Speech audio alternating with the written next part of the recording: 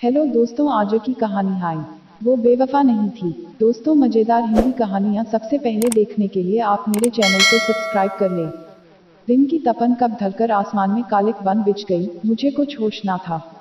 मैंने बेहोशी की हालत में करवट ली तो बिस्तर से लटके हाथ से दिन में खाली की गई बोतलें जमीन पर शोर करते हुए लुढ़कने लगी। मुझे याद करने में थोड़ा वक्त लगा कि मैं कहाँ हूँ। आज तड़के सबसे छिपते छिपाते अपना घर, अपना शहर छोड़ यहाँ नानी के गांव आ गया था। 7 साल पहले इस हवेली की आखिरी सदस्य नानी का इंतकाल हुआ था। तब से उनकी ये पुश्तैनी जर्जर हवेली वीरान पड़ी थी। आज वही मेरी शरणार्थली बनी थी। पूरा दिन मैंने किसी पियक्कड़ की तरह गुजार दिया था। पीते पीते कब आंख लगी कुछ पता नहीं था। मैंने बहुत जोर डालकर नशे में डूबी आंखें खोली और कमरे में चारों ओर नजर दौड़ाई।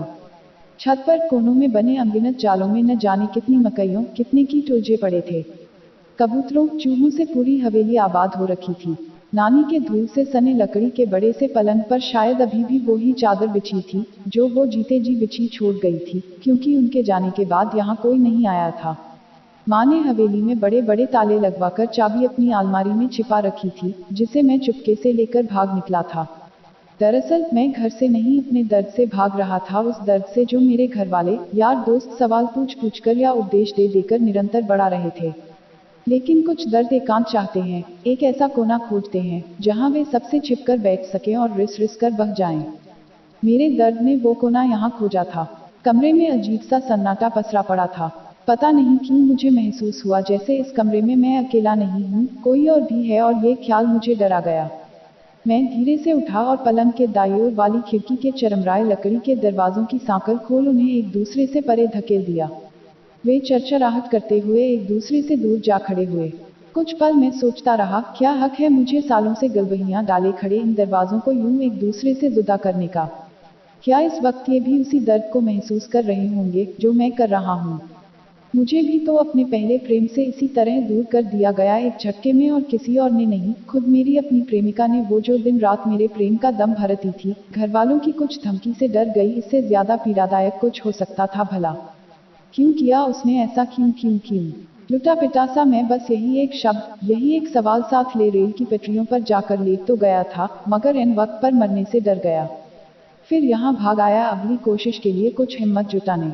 सांझ होने पर आभास हुआ हवेली में बिजली नहीं है। मैं खिड़की पर खड़ा हुआ सांझ का धुंधल का स्याह अंधेरे में तब्दील होते देखने लगा। मुझे याद आया, हवेली की सभी पिछली तरफ की खिड़कियों, दरवाजों को खोलने की मनाही हुआ करती थी, क्योंकि हवेली के ठीक पीछे की तरफ एक पुराना शमशान था। ये खिड़की भी उन्हीं में से एक थी। ये आज खुली तो यूं लगा जैसे इस हवेली का सन्नाटा खिड़की से कूदकर शमशान के सन्नाटे से ऐसे जा मिला जैसे कोई मेले में बिछड़ा बच्चा माँ से जाकर चिपट जाए। शमशान में कुछ चिताएं जल रही थी। उन्हें देख मैं सोचने लगा, अगर कल पटरियों से उठकर ना भागा होता तो आज मैं भी किसी चिता पर लेटा होता, मुक्ति मिल जाती सारे दुखों से, सारी अतृप्त इच्छाओं से, सारे झंझटों से। नहीं मिलती। एक खंगती रहस्यमय जनाना आवाज जैसे मेरे कानों में फुसफुसाए। मैं चौंक पड़ा। धड़कनें तेज हो चली, माथे पर पसीना छलक आया। इस वक्त खुद को संभालने का बस एक यही तरीका था कि विश्वास कर लूं, ये आवाज मात्र मेरा भ्रम है, मेरी कोरी कल्पना, जो बचपन में हवेली में सुनी सुनाई बातों की वजह से सामने आई है। मस्तिष्क में बचपन की कुछ स्मृतियां उभरने लगी। नानी रात को इस कमरे में यही खिड़की खोलकर, इसके नीचे बैठ उपलों पर राई के कुछ दाने डाल अजीब सी धुनी जलाती और आंखें बंद कर कुछ बुदबुदाती। माँ उनसे झगड़ा करती। कितना बार कहा, हमारे यहाँ रहने तक ये सब ना किया करो, मन्नू छोटा है, क्या असर पड़ेगा उस पर। मैं क्या करूं बेटा, मजबूर हूँ। शमशान से आत्माएं आकर मुझसे मदद मांगती हैं, उन्हें कैसे ठुकराऊं। नानी बड़ी लाचार होकर कहती तो माँ गुस्से से भरकर वो खिड़की बंद कर देती। धीरे धीरे माँ ने नानी के पास आना बंद कर दिया और उनके गुजरने के बाद यहाँ कभी नहीं आई। तब से ये खिड़की और उसके पार का शमशान मेरे लिए रहस्य बना हुआ था। जब माँ से इस बारे में पूछता तो वो कहती, भूत भूत कुछ नहीं होता, ये सब मन का वहम है, मगर कुछ तो था जो मैं नानी की आंखों में और इस कमरे में महसूस किया करता था। सच तो यह था, मैं बेहद डर गया था। इस डर ने मेरे दर्द को भी बौना कर दिया था, उस दर्द को जिससे मुक्ति पाने के लिए मैं आत्महत्या करने तक की सोच रहा था। मैं यहाँ आने के अपने क्षणिक फैसले पर पछताने लगा। यही जगह मिली थी मरने को, इससे अच्छा तो किसी कुएं तालाब में कूद जाता। फिर वही बात, कहाँ ना मरकर अपने दुख से नहीं छूट सकते, मैं भी कहाँ छूट पाई। इस बार उस आवाज से मैं दहल गया। मेरे पैर पत्तों से कांपने लगे। पूरी तरह साफ हो चुका था कि ये मेरा भ्रम नहीं था, ये भी कि माँ मुझसे झूठ कहा करती थी कि भूत नहीं होते। काश वो सच बोल देती तो आज मैं यहाँ आकर इस मुसीबत में ना पड़ता। जैसा सुना पड़ा था उस आवाज से पीछा छुड़ाने को हनुमान चालीसा दोहराने लगा तो वो आवाज भी मेरी बुदबुदाहट में शामिल हो गई। मैं फंस चुका था, बुरी तरह फंस चुका था और इस अदृश्य शक्ति से भागने का कोई रास्ता भी नहीं था। घबराओ नहीं, मैं तुम्हें कोई नुकसान नहीं पहुंचाऊंगी, उस आवाज ने मुझे दिलासा देने की कोशिश की, मगर मैं डरकर भागने की कोशिश करने लगा। यकायक मुझे महसूस हुआ कि मेरे कंधे किसी बोझ से भारी हो चले हैं। अब मेरे शरीर पर मेरा बस नहीं था।